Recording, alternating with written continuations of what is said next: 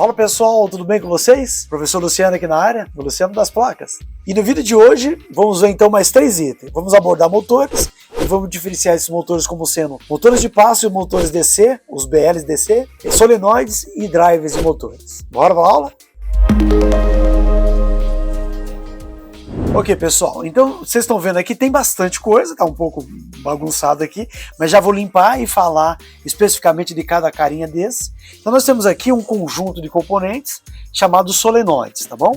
Nessa parte do nosso curso, o intuito realmente é só demonstrar. Então tudo isso aqui são as solenoides, daqui para lá. Tá? E depois a gente entra um pouquinho mais de detalhes nessa demonstração dos solenoides, é todo esse conjunto. Eu tenho aqui os drives, chamados drives, tá? Drives de motores de passo e de servomotores, tá bom? Já mostro em detalhes isso para vocês. E aqui os motores propriamente dito, tá bom? Todo esse conjunto. Tem aqui o motor de passo, o motor DC, tá? Então todo esse conjunto aqui seria os motores, tá bom? Agora vamos ver em detalhe cada um deles. Então a gente está vendo aqui os drives. E o que vai diferenciar realmente, por exemplo, esse drive desse aqui, por exemplo, ou desse aqui, é que esses dois aqui, por exemplo, eles foram desenvolvidos para trabalhar com os motores de passo. Não são os melhores em termos de velocidade, mas é o melhor que a gente tem em termos de torque e precisão, né? Então são motores que, se eu quisesse, por exemplo, fazer um relógio, esses drives com esse tipo de motor de passo, seria o mais bem indicado, né? Já se eu quiser fazer algo que privilegia a velocidade, seria esse tipo de drive, né? E não resta dúvida que tem também bastante precisão, porém não tanto torque, né? E aqui também esse seria o drives de motor de passo. Então a gente nota a diferença em termos de tamanho, isso tem tudo a ver com no tocante ao tamanho realmente do motor. Então eu tenho motores aqui, motores de passo, tá? Que tem torques muito bons, porém os torques vão ser tanto maior quanto for o tamanho do drive. Então, se eles forem grandes, bem grandes, ele privilegia a alimentação de motores maiores, consequentemente mais fortes, né, com mais torque. Tá? Eu tenho uma placa, foi um projeto que nós aqui desenvolvemos também para alimentar motor de passo, eu diria um motor médio, né? Então a gente desenvolve um projeto e precisa ter alguém que vai alimentar o motor. E isso tem a mesma função que isso, que eu faço com que o motor rode no sentido, por exemplo, horário, ou no sentido anti-horário, paro ele em algum momento, deixo ele energizado, tem algum controle sobre ele através desses drives. Tá? Esse aqui é uma placa e esse é o próprio drive. E não é diferente desse aqui, drive de motores grossos, que a gente usa aqui na barra de agulha da máquina. E esse também é bem similar a esse, só que esse é um fabricante, um tipo, e esse é um outro jeito. Tá? Então esses são os nossos drives. Bom, então esses são os motores. Então eu diria para vocês que, vai lá, esse drive ele estaria a serviço desses que a gente chama de motor de passo. Esse é um deles, veja quanto ele é parrudo, grande, se comparado, por exemplo, com esse, vai? Olha a semelhança e a discrepância em termos de tamanho. E tem outros ainda menores, né? E outros ainda maiores. Então, aí eu trouxe para fazer um contraste com vocês, um bem miudinho, bem pequeno. São motores também de passo, em termos tecnológicos, em termos de funcionamento, tecnicamente, esse motor funciona exatamente como esse, porém esse é menor para um tipo de aplicação e esse para outro tipo. Então, só para vocês terem ideia, esses são utilizados em motores, marca de bordado, que tem, por exemplo, 6 cabeças, 12 cabeças, 24 cabeças. Então, tem que ter muita força para puxar todo um pantógrafo, como se fosse um caderno, onde a barra de agulha, ao costurar, vai escrevendo nesse tecido. Que esse tipo de motor é implementado numa marca de bordado, que é, na verdade, uma marca de costura com pontos decorativos, né? Então, por isso que ele tem que ser tão parrudo. Os drives seriam esses, tá? Que a gente viu agora há pouco. E é bom que a gente aproveite aqui um momento e mostre, por exemplo, o motor DC. Esse é um motor comum, que ele não precisa de drive, coisa nenhuma para ele funcionar. Basta você submeter aqui o que a gente chama de diferença de potencial, né? Colocar uma tensão elétrica aqui, específica do motor, sei lá, 6 volts, 3 volts, 12 volts, 24 volts, e ele passa a rodar. Alguns deles, sem inverter a polaridade, ele passa a rodar no sentido contrário, outros não, outros só vão funcionar numa posição e num sentido só mesmo. Né? E esses são os brushless, os motores BLDC. Né? Eles têm um estator, né, como se fosse a bobina de campo, que vai ser exatamente o eixo do motor, e a bobina fixa, né, que seria o que normalmente dá problemas lá e que a gente faz reparos aqui. Tá bom? São as bobinas de campo. E é isso que exatamente tem dentro ou nas laterais desses motores, né? No perímetro dessa circunferência vai ter bobinas assim, para gerar campos magnéticos e, por sua vez, movimentar eles. A gente até tem um vídeo aqui no canal, você deve ver aqui um card, que a gente mostra um pouquinho mais sobre esses motores aqui. Eu vou trazer um outro aqui para vocês, esse é especial, vale a pena a gente trazer ele a par, que são os motores esse muito utilizado, né, em barras de agulha, e é esse que trabalha em conjunto com esse tipo de drive, tá? Já é um outro tipo, já não estamos mais falando de motor de passo, tirei ele agora, estamos falando agora sim dos motores DC, ou os motores BLDC, esse e esse aqui. E é interessante, acho que vale a pena a gente comentar aqui agora, é que esses motores, eles são implementados assim com a própria bobina, tá? Veja que eles têm normalmente dois cabos, é onde um cabo traz os fios da própria bobina e um outro cabo que é o que a gente vai chamar de encoder. Em outro momento, uma aula um pouco mais sofisticada, a gente vai falar desse encoder, vai ser bem interessante, tá? E não é diferente desse, olha.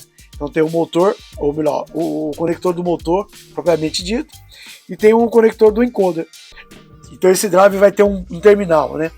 Que vai entrar o motor, vai ser normalmente aqui nessa plaquinha, aqui o fio do motor e aqui o fio do encoder, tá? O comando e o do encoder. Aqui tem um outro, ó, o cabo do encoder e o cabo do motor. Um aqui só para testes que a gente utiliza aqui. Então na parte de motor a gente fechou aqui também. Ok? Vamos agora ver os solenoides. Então aqui elas, as famosas solenoides, esse é o nome dela, né? A gente ouve as pessoas falando um outro termo, mas é solenoide. E é isso basicamente o solenoide. Então você vai ter fios enrolados, tal como, veja que tecnicamente é muito semelhante aos relés, nós já falamos aqui, seria uma chave eletromecânica, só que aqui não, aqui é uma bobina mesmo. Então imagina que isso aqui, sei lá, um carretel de linha, onde eu peguei a ponta de uma linha, o começo da linha, e comecei a enrolar, rolar, e ao terminar de enrolar, vamos dizer, esse carretel, eu tenho a outra ponta do fio, a linha que começou e a linha que terminou. Aqui, por acaso, não é linha, é um fio, são fios de cobre, e ao ser enrolado e ao ser submetido também a uma diferença de potencial, a uma tensão elétrica, a gente, por incrível que pareça, gera então campos magnéticos aqui. Quando nós estivermos demonstrando isso aqui, vai ser bem interessante. Quando a gente energizar aqui, você vai perceber que se eu colocar um metal qualquer, aqui o metal atrai isso como se tivesse, alguma coisa estivesse segurando. Então ele cria um campo magnético esse que vai atrair ou repelir um material magnético, né? Um pedaço de ferro, um tarugo, um pedaço de ferro. É exatamente o que ele faz. Ó. Então ele cria um movimento linear, olha, em função do campo magnético que é gerado. Então a mola leva para uma posição e a própria solenoide trabalhando puxa isso para uma outra posição, fazendo com que haja realmente um movimento que a gente chama linear, não é mais angular, né? Circular, né? Não é um movimento assim, ó. É um movimento para lá e para cá. Tá? E aqui não é diferente não, olha. Tá? Ele faz esse movimento que vai acionar um corte de linha, um limpa-fio, um retrocesso. Então são sacadas bem interessantes. Aqui são vários, mas tudo do mesmo jeitão. Aqui são outros que acionam o calcador, mas tudo mais ou menos do mesmo jeito. Tá? Olha, veja que ao ser energizado, ele se movimenta. E quando nós estivermos tratando apenas dele, e exclusivamente dele, a gente energiza e dá mais focos aqui. Aqui é interessante, deixa eu ver se eu consigo mostrar. É uma faquinha. Ó, que ao acionar ela faz esse movimento, ó. Faz esse movimento. Sempre no movimento, ao ser energizado, ele se magnetiza. Aqui por acaso ele faz o movimento angular, por acaso, por conta da posição que ele está colocando lá, mas não é um motor, continua sendo um solenoide ainda. Né? Ok, pessoal, vamos aqui. Você está me vendo aqui em cima? Opa! Vou então, só para a gente fazer as considerações finais, mostrar exatamente o que você viu nessa aula de hoje.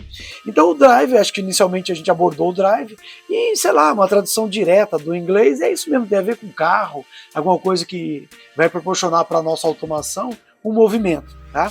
Obviamente que esse drive sem o motor não é nada, né? Então esse drive aliado ao motor vai proporcionar então esses movimentos, seja angular, seja linear ali para a máquina, tá bom? E os solenoides vão ser alguns dispositivos que a gente vai chamar de atuadores, eles vão trabalhar, mas sempre com esse mesmo princípio de funcionamento, que os motores não são muito diferentes não, né? As bobinas vão ser energizadas, uma vez energizadas, elas criam um campo magnético, por sua vez rodam um eixo, um mancal, para fazer o movimento do equipamento, da máquina aí. O solenoide ele só vai ter o objetivo então de fazer esse movimento linear, tal como o projeto ali exigia, tá bom? Então, como foi dito, e a gente está sempre pontuando, que o objetivo dessas aulas é ir apresentando para vocês de forma paulatina os componentes que a gente vai utilizar, ou que é muito comum ser utilizado na eletrônica. Não vamos, obviamente, abordar todos, porque a nossa área, em especial, que é o que a gente quer trazer para vocês aqui, quer trazer todo um conceito de eletrônica básica, sim, mas é bem provável que a gente não vai abordar alguns componentes, já visto que são muitos deles, que a gente não utiliza, até porque nós não somos a pessoa, assim, com muita expertise em alguns componentes que a gente não utiliza. Mas o que a gente utiliza aqui na nossa área, vamos sim comentar aí. E muitos nós já passamos aqui, né? E acho que esse a gente completa, então, mais 3 componentes, até que a gente fecha todos os que a gente acha e julga relevante. E se for preciso, a gente volta em outro momento para apresentar mais algum outro, que alguém que deixar algum comentário pedir, e a gente fala aqui, ok? Acho que por hora é só, e até a próxima aula. Ei, tá gostando dos vídeos aqui do canal? Então já deixa seu like, se não for inscrito já se inscreve, ativa o sininho das notificações, porque assim quando a gente subir vídeos novos, você vai ser o primeiro a ser notificado. E deixa também um comentário para ver se os vídeos que você está vendo aqui é exatamente o que te agrada. Quem sabe o seu comentário seja então o próximo vídeo que a gente vai produzir aqui no canal. Valeu, obrigado, até a próxima.